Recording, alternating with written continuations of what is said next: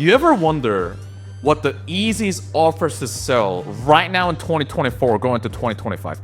Only if I had these offers, I could make 30K a month in commissions. You could sell anything. What would you be selling? I made all my money with selling. The rep went from 2K a month in commissions to 12K a month in commissions. But if your offer does have because these reps 4 to 6x their commissions. Don't sell offers if you want to sleep at night. We're actually gonna link our tier list from F to C to B to A all the way to S tier, our worst ones and our best ones. What's the easiest ones to sell? Now, we're not saying you should sell these because some of these are controversial, but we're just saying the easiest ones in general. Okay? Welcome in, by the way. How you doing? Good to be back home. Yeah. Back in Dubai. We've been absent, and due to popular demand from two of you, thank you, mom and dad. Or mom and dad. And we came back for season 2, and Yasser, the third one. So we're back in the studio. So let's talk about this, okay? So I know we talked about, okay, skill set and stuff like that. Offer does play a part. We're not denying that at all, okay? Yep. So I know some of you, I know you're watching this right now. It's like, oh, it's not me, it's the offer. We'll give you some, okay? So again, some of these are controversial, so let's go into that, okay? So F tier, out of the 5 ones, what's your worst one? Lead generation, I'll say. Lead gen, you put it there. Yeah. Yeah? Yeah. Okay. Lead generation because everyone's selling that bullshit. And by the way, I want to it's within like the high ticket space, so we're not going to like real estate or like SaaS or something crazy like that, like lead gen, high ticket in that realm. Okay, lead generation. And when it comes to hardest sale, I'll say fitness. Fitness as well. Yeah. Right. Yeah. Because, I mean, I do a lot of call reviews nowadays, and fitness, geez, like these people's mindset, like you need some strong accountability. You need to hold a really strong frame to change these people's mindset. And I mean, that's one of the most beautiful things. And that's why I got into high ticket sales, because of the beauty of the persuasion. But like fitness, geez, like these people, I think you get way more Karens in fitness, definitely. What do you mean Karens? Karens in terms of, it's not my fault. It's the personal trainer. The supplement didn't work. Oh, I went to the gym every single day. Fucking bullshit. You did. You did not. If you went to the gym every day, you would not be on the call with me. But yeah, there are a lot of Karens, and if you just try to challenge them a little bit over there, they get offended. They go cry at home. So you have to be tactful about it, right? Easiest way to, grind and actually, get better at sales is fitness, definitely, because, that's, you get a lot of volume. Like fitness is a reoccurring theme. Like everyone's in a journey of a diet or bulking up. Look at me. I've been bulking up for 28 years and I'm fucking skinny. I never noticed. Yeah, I know. Yeah. Well, the ladies do. Oh yeah. But yeah, sorry, mom. But I think fitness is definitely, when it comes to easiest, it's definitely F tier. It's one of the hardest, I would say. Yeah. And lead gen as well, because a lot of people, lead gen back in the days, like 4 years, 5 years ago, it's not F tier, but I would say now it's F tier because there's so many. There are so many people have been burned before, and dealing with objections every single time, I've been burned before, I guess it's a pain in the ass. That's what I think. Yeah. It's a funny thing about lead gen is because how it all started, by the way, back in Tai Lopez, the original guru of all gurus, the original money printer. Here in my garage, it started with that one, right? So he came out with a course called SMMA. And so from that, it's like everyone and their fucking dog started in social media marketing agencies, right? Yeah. And then what happened was after Tai Lopez, the next guru of all gurus, the money printer 2.0 himself, the great Gatsby, Iman Ghazi. By the way, Iman, if you're watching this, he's probably not. Love you. But yeah, so Iman, that he brought a whole lot of 16-year-olds that dropped out of high school, started a social media marketing agency. Now, from that, what happened was not many of those people are good at fulfilling results. So from that, as a byproduct, what happened was, I'm not saying Iman's course in general, I'm just saying people in general. Do you know that meme actually when it comes to Facebook ad agencies? Was a so it's a famous meme back in the days, but it's like, hey, I signed an 80K year retainer. Now they posted on like a Facebook group around like marketers and be like, but how do you run Facebook ads, by the way? It's like, that's a meme, you know. I close them, but I don't know what. Yeah, that's the classic, right? So they don't know how to deliver results. And so because of that, now the market is just, and they're being saturated, right? They're getting hit up by like, we'll give you 30 appointments on your calendar or you don't pay. Like the outlandish guarantees also. Ever since Alex Hormoz's $100 offers, $100 million offer. There we go. You probably don't want a $100 offer. $100 million offers came out. And I think it's a phenomenal book, but I think some people just took it too far. Anyways. Yeah. So because of that, now like these real estate agents, chiropractors, they're like, dude, I've heard this a million times now. Like all it's like the same claims. And then I tried agencies, I got burnt. So yeah, it's a bit of a, and especially if you're doing from cold ads, because a lot of like lead gen agents, how they do it is like, okay, cold ad or lead form, book a call. Let's hope that you show up. You know nothing about us. Buy this shit for $2K a month, right? So, that's another thing is like the offer and also the sales process. A lot of people talk about the sales process. Everyone's like, objection handling, the fear reframe. I don't think, because I've been working with different copywriters, right? So I've talked to CMO at Iman Ghazi's company. I've talked to Ed Ray, who wrote copy for Denlock. I also learned copy from a guy named Miles Stutz, who learned from a guy named Sean Kemp. Sean Kemp wrote copy for, I think, like Sam Evans and all those kind of people.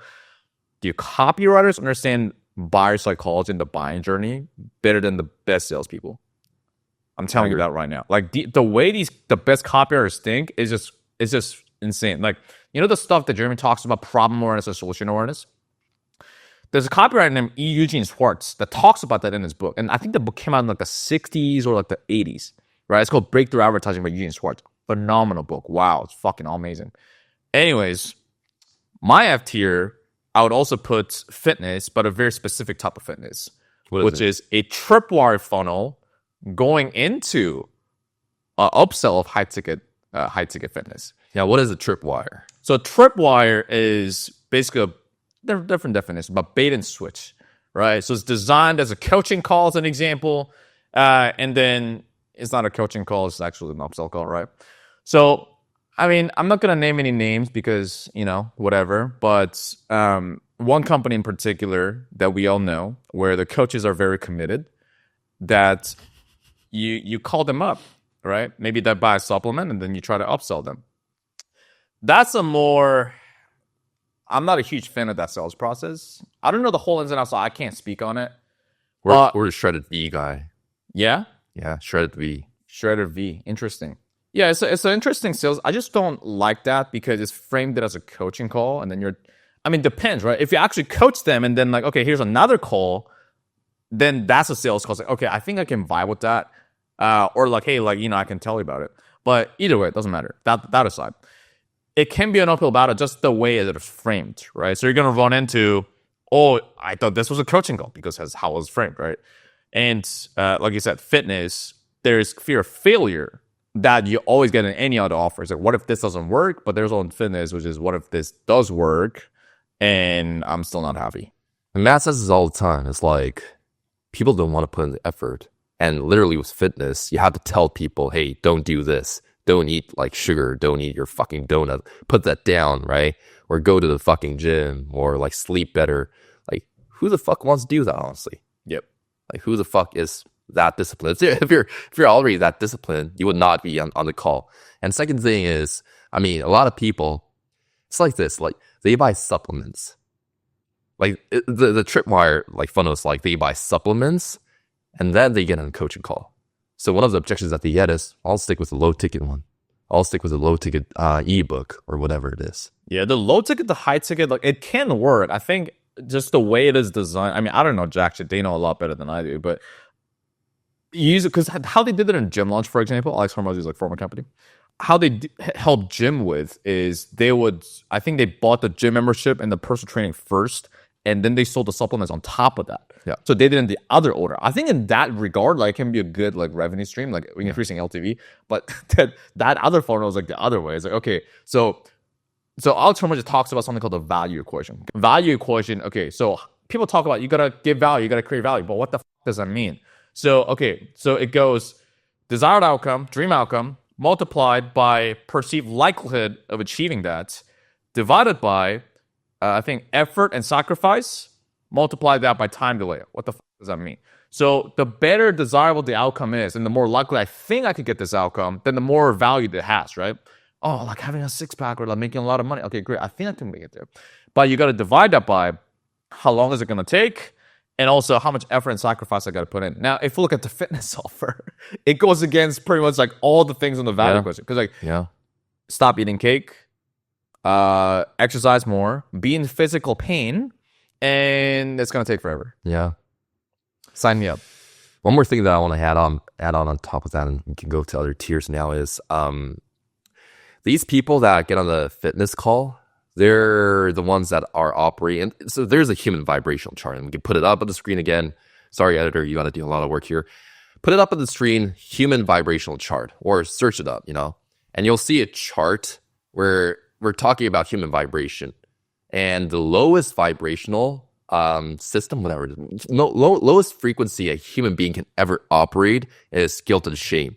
If you're operating over that, it's just say you're a fucked up human being. Just sum it up. Now, people that come to a fitness sales call, what are they doing? They're beating themselves every single day. Like, fuck, man, I'm fat. People think I'm fat. Shit, I'm worthless. Those are the people that you're dealing with. Because you'd rather deal with people that are always enlightened, joy. Like, that's where the buying pocket is. Where people are happy, or people are like, I don't know, just having fun. For example, you go to a shoe store, and then the waiter, not the waiter, but what was the guy? Like, the clerk. Sales guy. The sales guy or the clerk, he comes to you and be like, hey, take these shoes, and he throws the shoes at you. Like, you don't want to buy the shoes. You're literally in a place of like low frequency, and that guy's operating out low frequency, so you don't want to buy. But let's say like the clerk comes to you and he's like, hey, like, do this. Hey, by the way, nice hair, Brian. Nice smile, Brian. Whatever. He starts like flirting with you, or a woman comes to you and flirts with you. Then you're gonna be like, I'm a God-fearing man. And so then I'm married with 5 kids. there's 5 kids. There's 2 different wives. Yep. Are you Muslim? Anyways.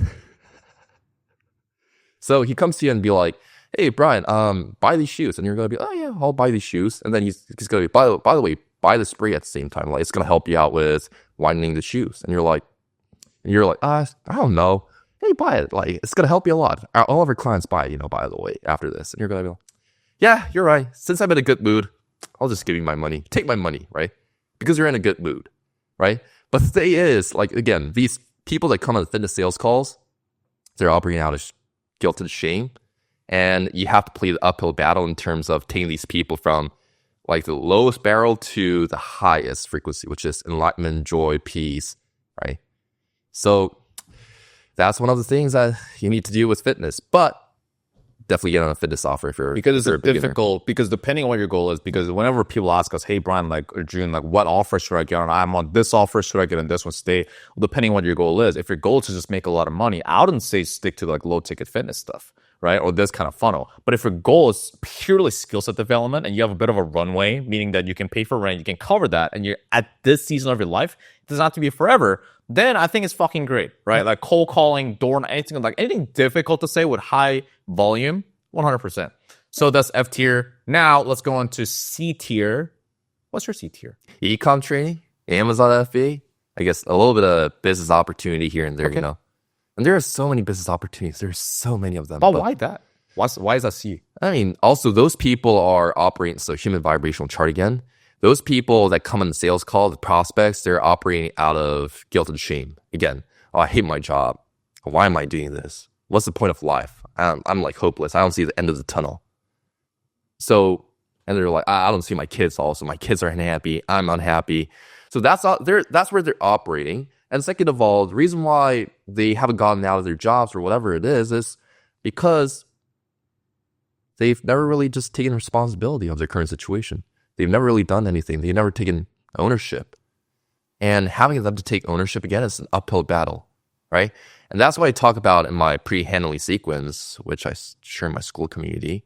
Oh, tactful. Now, is taking someone from externalizing responsibilities to internalizing responsibilities. And if you, as a salesperson, if you mess this up, like you're either going to get hung up, which is the worst case scenario as a salesperson. You don't want to get people hanging up on you. Oh, I stood my ground. Fuck you. Like, I'd just rather sell that person, pitch that person than be hung up by someone, That's number one.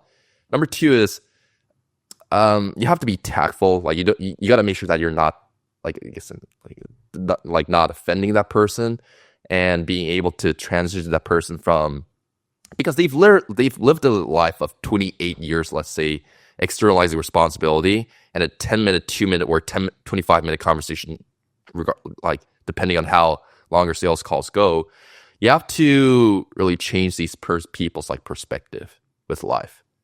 And it takes a lot of skills, takes a lot of effort. And again, you can expect objections like, I need to look at my finances. I don't have the money, especially in this economy. I don't have the money. It's pretty normal now. So I'll say selling BizOp, like ecom coaching or Amazon FBA or whatever it is, like those would be C tier in my opinion. But I'm coaching a woman named Sandy right now. Shout out to Sandy. She's really good. She's making 21K a month. Selling ecom coaching. No. She did 21K this month. Nice. Doing one-on-ones with me. Last month she did like 14K, 15K. So she's an absolute fucking savage, you know. Yeah. The thing with BizOp is I mean, depending on how the funnel is structured, because generally speaking, it's a mass market offer, right? Meaning that's because everyone hates their shop. Right? They put their truck or they're in construction, like everyone, oh, come in, come all, okay, book a call here, there, right? Yeah. So because of that, and these people need a lot of fucking work, right? Yeah. So the thing is, like, we shit on mindset, you know, but I think some of these people could use some of that maybe, depending on who you're talking to, because they're victimizing themselves all like that, like you talked about. And number two is these people are broke. They're fucking broke, right? Yeah. So I think the average American is making, I don't even know the stat, but if you're making 80 grand a year, I heard you're like in the top 10% or some shit like that, right? But top 30% of the US. Some shit like that, right? So, and then an average American has less than like $1,000 saved in their bank account. So I think Alex Ramosi said it. If you're a 1-year-old baby, you're on the top of the barrel when it comes to income chain, because a lot of people are in debt actually in the US. Damn. So just because you're born and newly starting, that means that you were like, I guess 50%. Yeah. Or 40% higher than the average Americans that have debt, you know, and they cannot pay it off. Don't get me wrong, you can still make decent money with BizUp, you know. I think it's a fun type of sale. I like the selling part of BizUp because it's very fun. You can do a lot of comfort zone frames and responsibility frames. And BizUp, if you just mastered those two frames, like comfort zone and responsibility, like you'll do pretty well. Yeah. Okay. What's their C tier though? My C tier is business coaching program for existing business owners. Okay. So this is actually a pretty good offer. So let's say, for example, you have like a 7K to 16K front end, and then you have a 30K to 50K back end offer. Okay.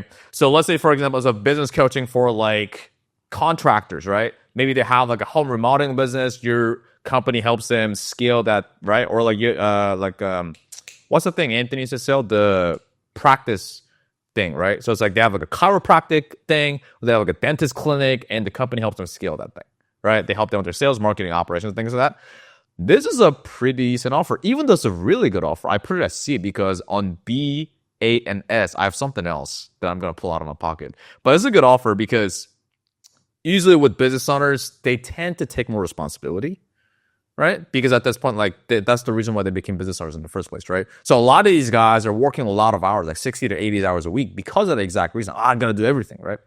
And so if you sell for a good business coaching company, then also you can get them quick wins, right? So there's an offer at Sniper. From what I heard, I don't know the full story. From what I heard, they did a pretty good job, right? So the clients would get results quite quickly and then pretty consistently.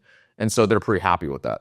Right, so they're gonna stay on for longer. The LTV goes up, which means what? Your commissions, right? You have more commissions from that one client.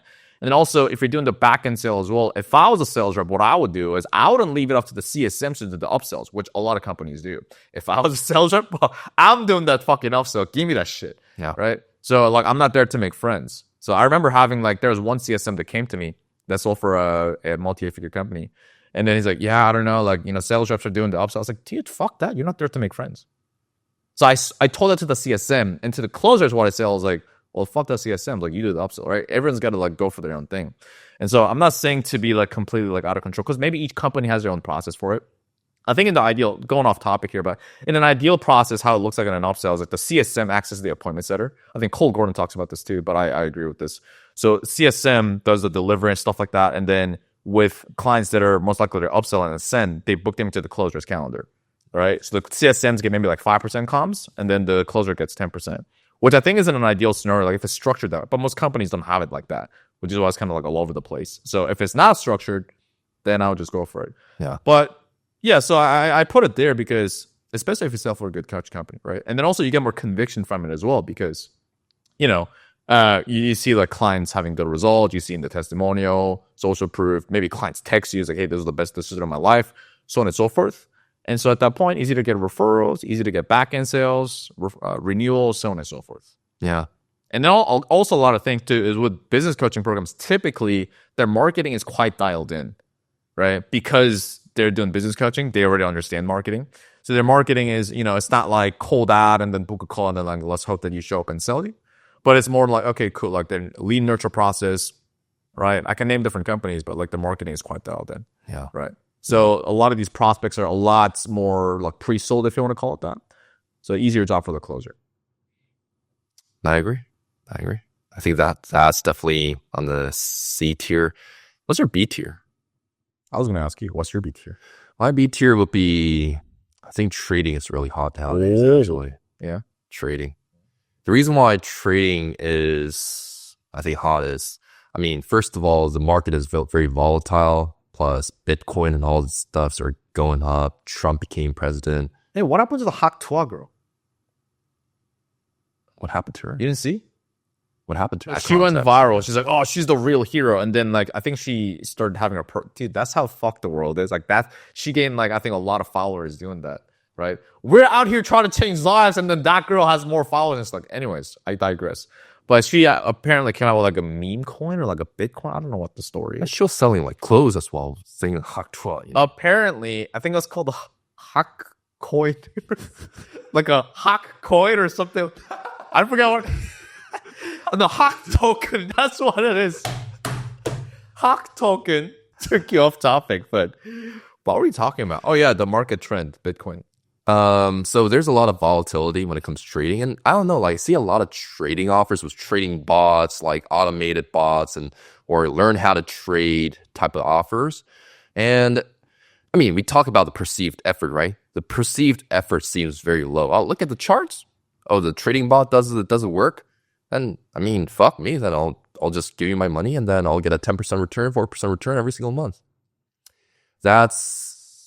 I think that's why trading is really good nowadays. And if you want to make some big bucks in this industry, I think go into trading offer, because I've seen different funnels with trading offers. Like there are some guys that reached out to me, some business owners that reach out to me to plug like sales reps. I look at their funnels.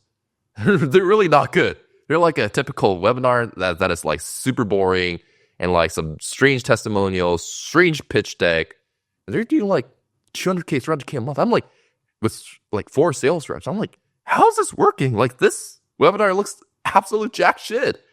Like, because I would not expect that from a e-com coaching offer, for example, because e-com coaching it feels a little saturated. Everyone's selling it, you know.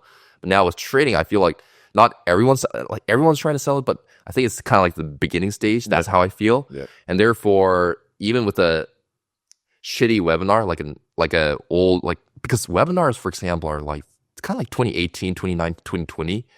But now, like, seems like it's the trading side is kind of like catching up, and it's really not that sophisticated as like the other offers. So I think trading is definitely on the B tier. I would say a B plus, actually. B plus. You know what's funny is I have it on my B tier too. The reason I put here crypto/trading mentorship programs plus bots. And here's the funny thing about market trends. The market trend swings, meaning that crypto used to be hot a couple of years ago. I remember when I was in sales agency. Yeah. There was a crypto coaching crypto coaching offer that the company was managing and doing the sales for. And that's when crypto was red hot. Okay. So the offer started, from what I heard, I think it started at 5K. Pretty much all the rest were closing at like 70%, like selling like hotcakes. Okay, we got to raise the prices because the close rate is too high. Yeah, right. By the way, as a side note, if the close rate is too high, typically an indicator that the price point is too low. Yeah. And so they raise it to, I think, 10K, still selling like a hotcake. Okay, we'll raise it to 15K, still 70%. They raised it to 20K, and the application booking page, apparently they said, hey, if you don't have 20 grand saved up, do not book this call. People still booked in, and then like they're still like selling. I think the company was doing I'm not going to name numbers, but a lot of money, right? Yeah. So, but what happened was after crypto started dying out, guess what happens? Well, the offer tanked, pretty much, right? So all the other reps had to go find another offer. So that's what happened. And so, but now, and then that died out. And then I remember being on like the inner circle coaching programs. And then I was in the group calls. And then I remember one of the reps saying like, yeah, I was in the crypto offer. I'm on a crypto offer. And everyone was laughing because it's like, oh, dude, I feel bad for it because that's how like bad it was, right? It's like, yeah, I know, I'm trying to find another offer. And so now it's starting to come back. Right. So market timing does play a factor a lot of times. Yeah. Okay, cool. So going back to this crypto trading offer.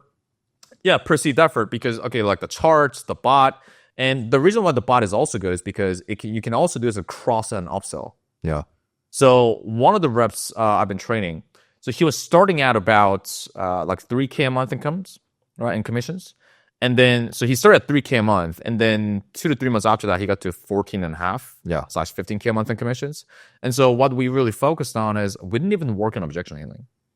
Like we didn't. Like, yes, and there's a role play sessions we did on like how to dig better pain and stuff like that. We worked on the decision tree, which we give our students access to. But hold on. I thought objections is the only one skill needed in high ticket sales. Maybe I'm wrong. Maybe I'm just spitting out of my ass.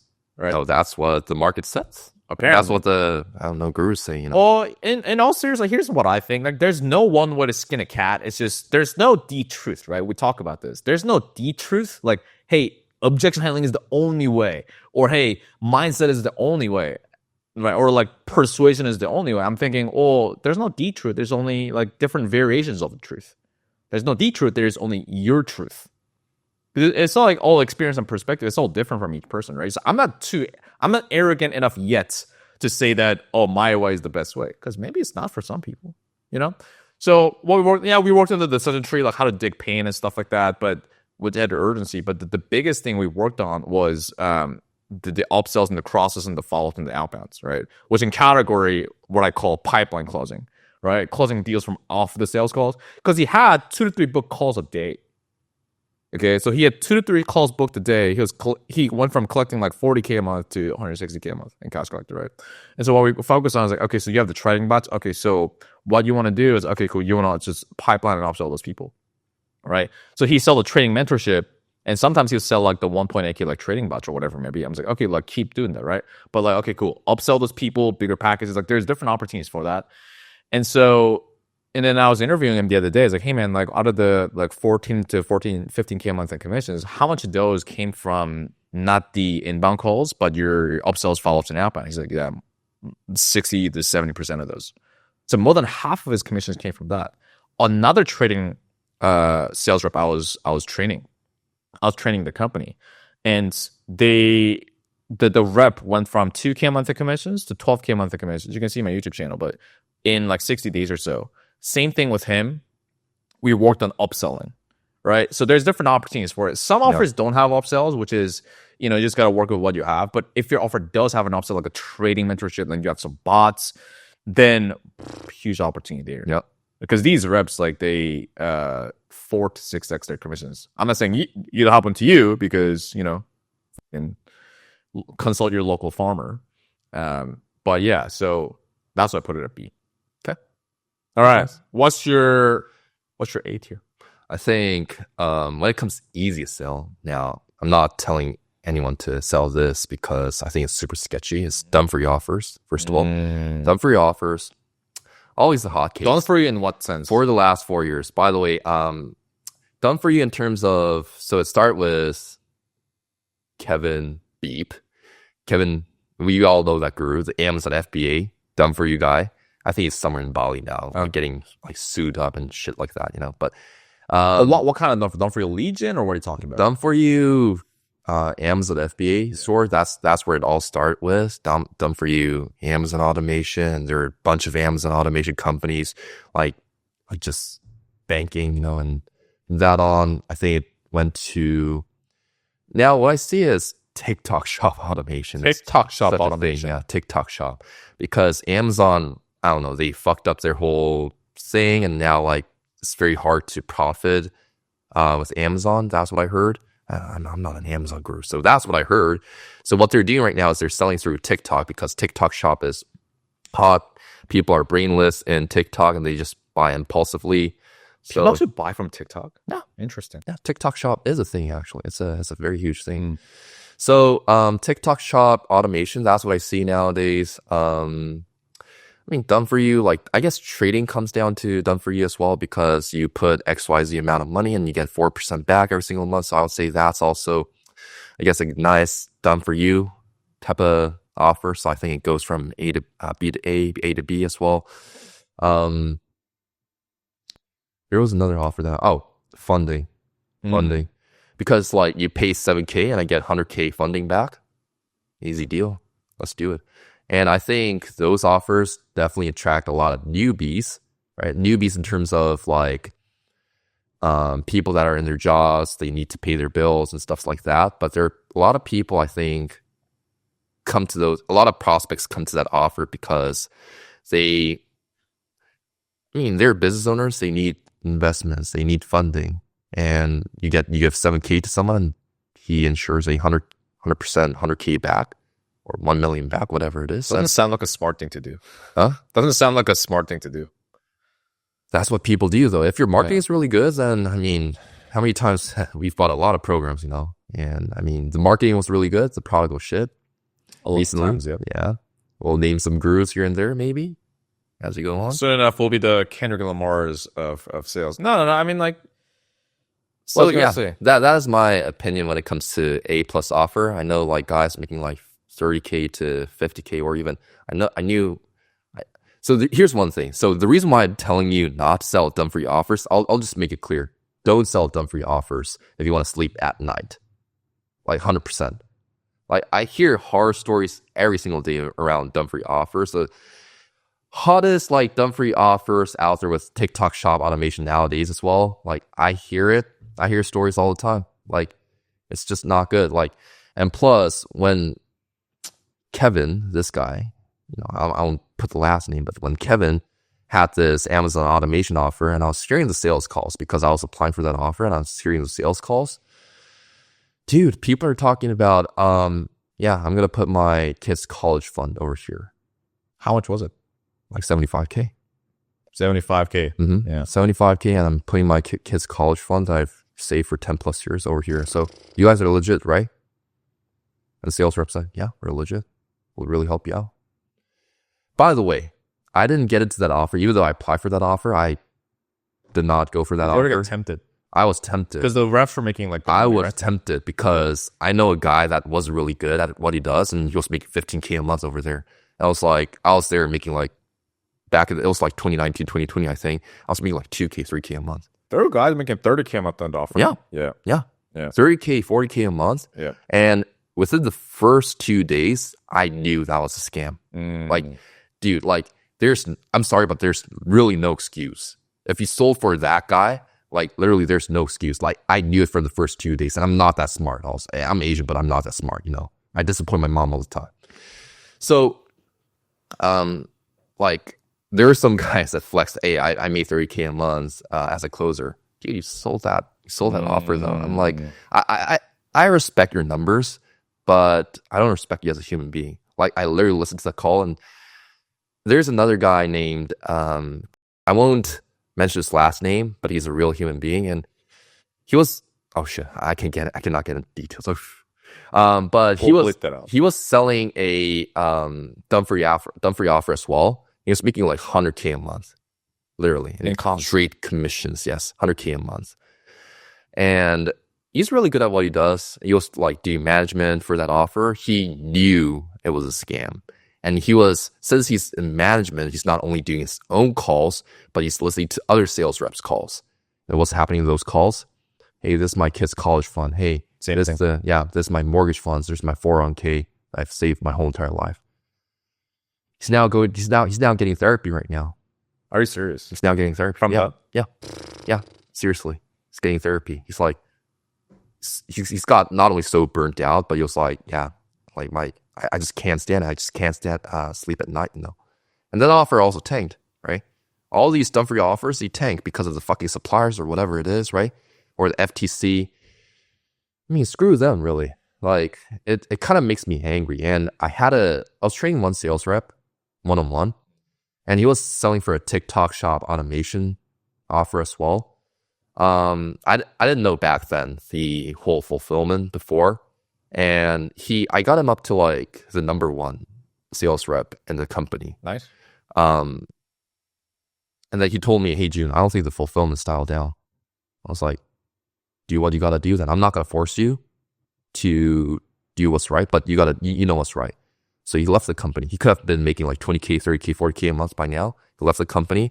I don't think he's making that much money that he used to, but I think he has more peace of mind and I'm respecting 100%. you know? Yeah. This reminds me, there was a sales rep that came to me and we started training him. He paid me like mid to high four figures, and then we started getting to it. I don't know. There's something a lesson learned, but I started training him, and then it's an interesting sales process. So I was like, okay, it's a bit different. It's not like a regular like inbound or outbound, but it's a bit different. And I was going, hey, can you send me some like website? Because I was trying to like fix their sales process or like what he should do. And then I was like, hey, is this true? And I think I asked him some questions. And then later I found out that this guy's like, oh, no. I was like, okay, so you guys lie in the marketing. He's like, yeah. He's like, yeah, I can't train you. And so I refunded that guy. Respect. Yeah. So I think like a few days after, because if it was like not the line the marketing, I think I'd like, okay, let's problem solve what we can do. But just that, I was like, yeah, I'm just going to get out. It's just better. It was a sketchy niche as well, because as far as I remember, it was you could beep it out if you want to, but it was. Yeah. I mean, with that, okay, it is what it is. Yeah, it's not, it's in the kind of gray area. You know what I mean? Yeah. Yeah. So there's that. And we were talking about funding offer as well. So again, I think the people that you talk with when it comes to funding, I'm not directly in the funding offer, so I do not know exactly the details. I've never trained anyone on one of those still till now. I might be, you never know. Manifestation. But for me, I think funding is doing really well because again, you're talking with not only just brokies. Well, I mean, brokies will still find the money to get 100K, right? Easy 100K for them. And business owners, they always need funding to, do their own advertisement or put infrastructure higher, or they have delayed payments, so they need that 100K right now. I think it's a pretty easy deal as well. I think you can even sell that over the DMs if you really want. Yeah, it's a straightforward thing. Yeah. Okay, let's get into my A tier, right? Yeah. There's another controversial one, and I want to preface it by saying that I'm not saying you should sell it. I'm just saying like just objective, like easy to sell. Yeah. Okay, and it is OnlyFans management agency or OnlyFans management mentorship program. And the reason why I mentioned this is because I don't know why. It actually surprised me. I saw this on YouTube, like maybe like a year or two. I think a year ago. It's a pretty recent thing. And then it's like a YouTube video. I was like, hey guys, like don't do a social media marketing agency, do a OnlyFans management agency. I'm like, it's just a thing. And so because it's a new opportunity, going back to marketing, if it's a new thing, then people will be like, oh my God, right? And so there's a guy in my group, right? Guy in my mentorship group, and he was telling me about this, right? I'm not going to go too into the details, but there are sales reps that are making like 30K, 40K a month selling for OnlyFans management agencies. So what OnlyFans management is, you know how there's like OnlyFans girls, right? I think we've all seen on Instagram or Twitter that like this OnlyFans girls making like $43 million a year. Whether that's true or not, to the exact degree, I do believe that like these girls are fucking printing. Yeah. Right? Like easy. And so, imagine the TAM, like the total addressable market for this is 4 billion. Yeah. Right? Because any guy could potentially buy that, right? Yeah. So there's that. And it's a very like dopamine hitting thing, right? So the offer is, okay, cool. So the OnlyFans management agency, what they do is they partner up with these girls that are on posting videos and doing stuff on OnlyFans. And then they partner up and then they help them scale up. Kind of like a social media marketing agency for local businesses. Yeah. But instead of like a chiropractic clinic, it's like some girl. Yeah. Right? And so obviously girls want more money. right? And then that's the agency side. And when it comes to the mentorship program side of things, it's like, okay, so it seems like a hot thing. So it's like the shovel thing, right? Like the gold rush and the shovel.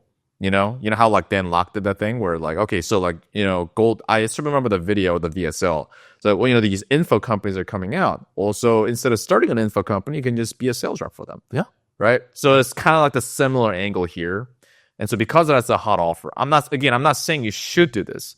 I'm just saying that it is easy money, but is that something really what you want to sell is a question.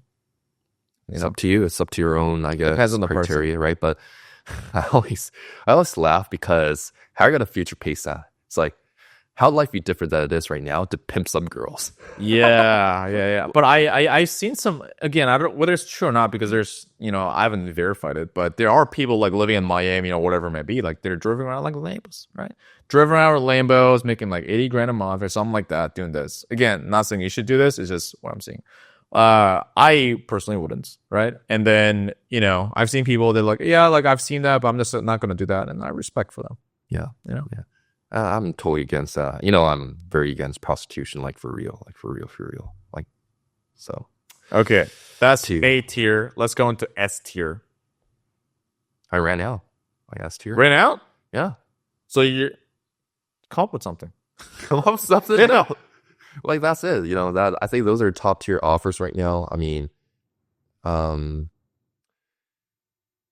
met a guy named, I'm not gonna mention his last name. I think it's really difficult to sell this offer, but if you really want to do some big deals, I've been involved shortly for these type of offers. It's not an offer; it's more like mergers and acquisitions, like selling, doing businesses as well.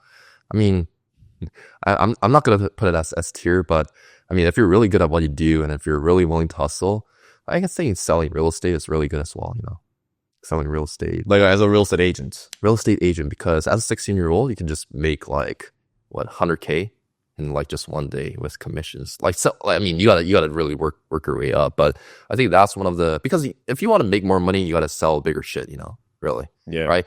It comes down to like Dumfries offers as well. Like the reason why people are making money with Dumfries offers is because if you sell a 30K package, you get like 8%. I'll say those offers are not 10%. It's like 8% or 6% commission. Yeah. You get an 8% commission. That's what, like 2.4K, like 2.2K, whatever it is, right?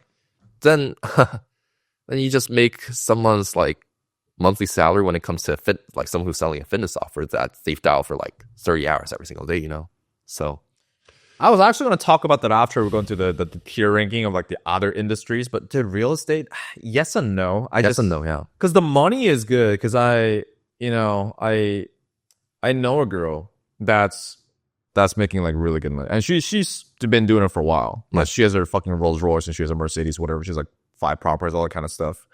And I have another friend that's also in Dubai.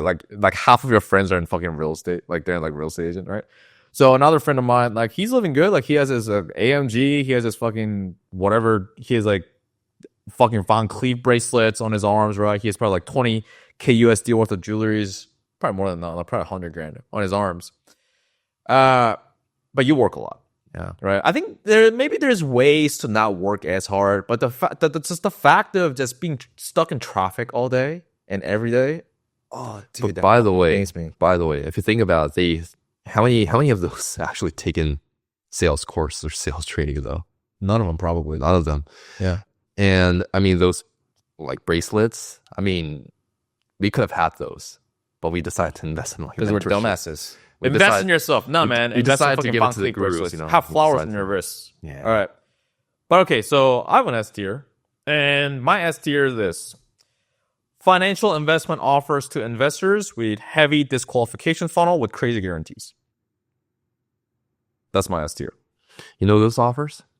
I know of some, right? So there's, you sell stuff for like 30K, 50K, 100K offers. Mm-hmm. And I've been offered to sell that this year, but I just didn't. Not because, there's anything wrong with it, because I'm like, nah, I'm not going to do that. Because we're doing this podcast. But yeah, but I know people that are making like 30K a month, 50K a month, 80K a month, from doing that. Yeah. So because you're selling to rich people, right? Going back to what Hormozy talks about is sell shit to rich people. Yeah. Make your life easier. Yeah.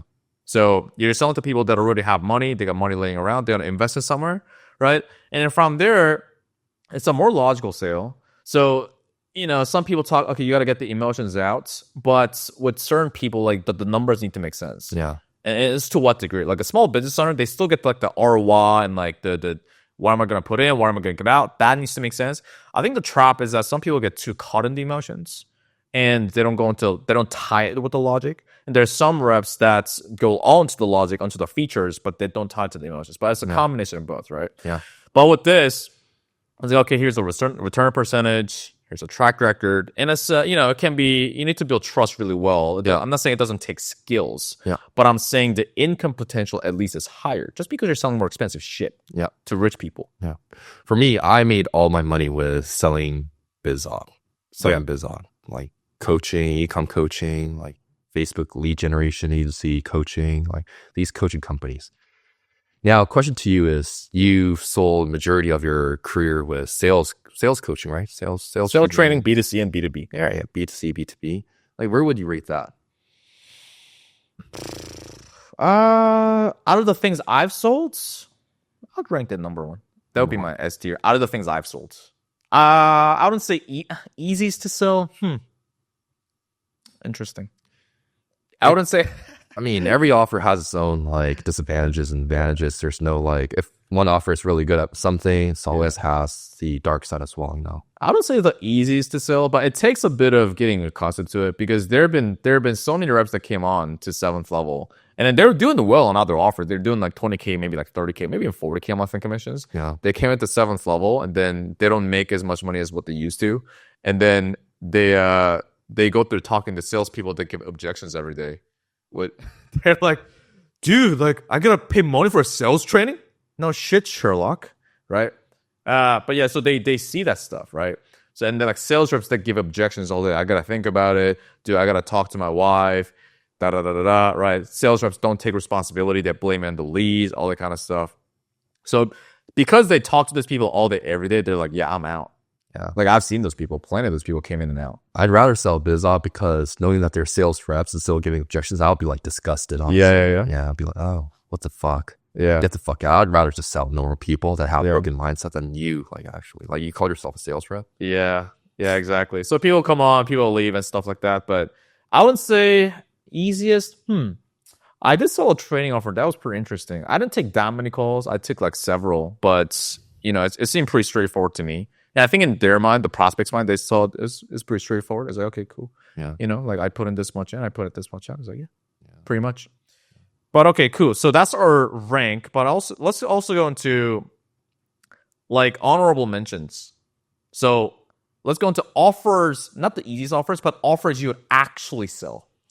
I would. What offer? Like if you could sell anything, you can name a company, maybe like an industry. But if you could sell anything, like full time right now, what would you be selling? I would sell, if I were a U.S. citizen, I would sell definitely insurance. Yeah? Insurance. Yeah. Why?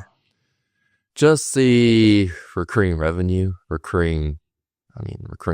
comes in every single month. Recurring income, not revenue. Recurring income that comes in every single month. If you sell one person, then it kind of like you replicate yourself as well. I know a woman that makes 40K a month, working like 2 hours. Of course, she hustled her way through like a whole decade to get to her point, but now making 40K a month, just collecting residuals every single month and like working. I've never seen her work, by the way. I've never seen her work. She works like 1 or 2 hours a week and seems like so, and she's making like 30, 40K a month. And I'm like, wow. Because with high ticket closing, like selling fitness, you have to keep on being on those calls, right? Yeah. It feels like at one point you're like in a tunnel and feel like, is this going to end? Like, what's the end line? I have to get back to work tomorrow, right? And there's nothing wrong with that, by the way. As a beginner, you should hustle through, grind it through. But if you're more seasoned and you're like, I want to do something that I can actually be more efficient, then yeah, I think insurance is really good. I think there's a lot of personal growth involved with it because what the woman does really well is she's really good at just starting a new conversation with random strangers. And that is kind of like my weakest point still to this very day because I started sales as a really shy, just more like an introverted guy. I'm still like that, by the way. It's kind of like I'm hiding. It's not hiding it. It's more like the person that you're seeing right now over the camera it's a highly trained persona. And when it comes to cold approaching just random people out on the streets, that's still something that I'm working on. I've gotten really good at it, but I'm still working on it. And if I did that, I actually, in terms of personal development, not only just income, but personal development, I think I'll be more of a weapon by now, in my opinion. So insurance would be good. MLMs. I don't know about MLMs. Yeah, I'll say just insurance. Back in the day, solar was really hot. Nowadays, it's not. I don't know what happens. No, nowadays it's not. You seen a solar rep making like 30K a month still? Actually, dude, I mean, maybe if I was still selling on 7th level, I'll get a better pulse on it, on that industry, because, you know, that was like one of the biggest ones. It's dropping nowadays. I know. Yeah, it's dropping. Yeah. Back in the days, though, I think 1 year ago, 2 years ago, we were like, I was thinking like, shit, I want to sell solar. Like, it seems like So you get like 5K for one sale. exactly 5K for one sale, and it's like you can bank like 30K, 40K, 50K a month, even not being so good, honestly. Just knock a whole bunch of doors, or just cold call a whole people. Like, you can even sell it remotely. Yeah, there's virtual solar too. Right. Yeah. So like, you can do that. So, but now I'm not going to do it anymore. Yeah. Like, it'd be insurance. Insurance has been the longest existing niche. It'll never when go it comes away. to sales. Exactly. So insurance would be one. What about you? Insurance, interesting. You know, the thing about MLM is people shit on MLM, like pyramid scheme, da da da. I mean, yeah, there's like sketchy ones, but I don't know for sure, but I do believe that there are like legit MLMs out there where like it's marketed pretty well, like pretty openly, it's pretty transparent and stuff like that. Because I've had like multiple, like I think we've all been pitched like an MLM deal, like we all have, right? But I've been to an MLM condition in Charlotte one time. And the income, they always like a rags to riches story. Right? I was living in a car. Now I'm here. You can do this too. But I'm sorry to cut you off, but MLM is kind of like the it's kind of like the epitome of like personal development. oh, 100%. Yeah. Yeah. It's they're very heavy in mindset, even more than the high ticket industry. Yeah. Like they're heavy like the you know, all that mindset stuff. Anyways. But yeah, I mean, I think it's a leveraged business model, because like you're saying, like with the like, let's say doing like insurance network marketing, right? So like first you start like, okay, you sell the product yourself, like insurance, then you have like people team under you. That becomes like, now you got to learn how to sell the insurance, and you got to learn how to sell BizOp, because that is a business opportunity. Like people that are working at 9 to 5, hey Sally, I'm doing this, I'm making like 5K a month extra on the side, and then you train them up, and boom, they train, right? It goes on and on. And so, I mean, isn't that kind of what a sales agency is? It's kind of similar. Right. Yeah. I mean, the way it's communicated or framed may be differently, but like, okay, like you sell it yourself, you train people under you, you get a cut of that. It's kind of similar, right? So I don't like people shit on MLM. I don't think it's like that all bad. I mean, I'm sure bad ones out there, but as long as they communicate effectively, I do agree, because I know people that are making like 30K, 50K a month, dude, they're not good at sales. They're not. What they are good at is, like you're saying, relationship building. Yeah. And as broad as it sounds, like some like, you know, if someone's watching this, like your neighbor probably has it, right? It's like, hey Jack, how's your day going? Oh, how's your kids? Like they just like so naturally, like, Yeah. you know, I don't think we have that, just because, you know, in our culture we don't do that, right? In Korea, Actually, you're really good at it. You are really good at it. Like, I think it's again, for you, I think it's a trained persona, because you kind of put yourself out there, but knowing who you really are, you're an introvert, you know, and you don't really want to do it. I think you just do it I don't know, like, are you trying to train your mind? Like, why are you doing it though? Why are you so extroverted with people? Or you seem extroverted? I mean, I am. You say hello to everyone. I am an introvert in a way that I gain more energy by being by myself. So that is how I would define it. Everyone has their own definition. So like my ideal day is I have nothing on my calendar. Oh my god, I'm like, yes. I'm saying like whether I have work or not, even if it's a work day, I have nothing on the calendar. I'm like so fucking happy. But yeah, I'm like just being by myself, right? So I had someone the other day. It's like, dude, let's go get dinner and stuff like that. Like it feels like a thing I have to do, and it's not like a bad thing to them or whatever. It's just a me thing, right? But I mean, yeah, like I'll just like give like random compliments to people, stuff like that. Anyways, what I would sell is the insurance network marketing. It's pretty interesting, but in like the high ticket world, what I would sell is the thing I mentioned earlier on my list, which is business coaching programs. So maybe a 15K front end and then a 30K to 15K back end, right? Yeah. And then I had the opportunity to sell that. So the reason why is because number one, I'd rather sell for a business coaching company that has a tremendous client results, tremendous client fulfillment. So I know when I sell this person hands me my 15 grand. I know this person's set, right? Obviously, each person's got to take responsibility for their own actions. They got to put in the work. But okay, so like as long as they do that, I know we have like an amazing team behind it, right? Yeah. So that's number one. And then the marketing's maybe good, right? So how I see it is the business's opportunity or the responsibility to give the sales team the best leads possible.